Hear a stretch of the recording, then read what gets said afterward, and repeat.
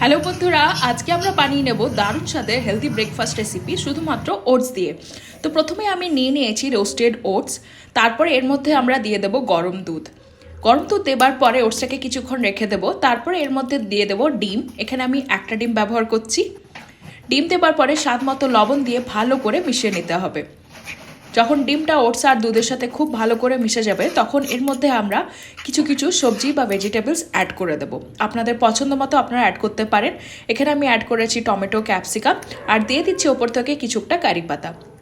কারি পাতা অ্যান্টিঅক্সিডেন্টে ভরপুর, তো আপনার শরীরের জন্য খুবই ভালো লাগবে। কিছুটা কাঁচা লঙ্কা আর একটু পরিমাণে আমি ব্ল্যাক পেপার পাউডার দিয়ে দিলাম। তারপরে এই পুরো ব্যাটারটাকে আমি তাওয়ার মধ্যে একেবারে লো তেলে, একেবারে কম তেলে আর লো ফ্লেমে ভালো করে এরকমভাবে তৈরি করে নেব। মোটামুটি 5 থেকে 10 মিনিট পর্যন্ত আপনাকে সেঁকতে হবে।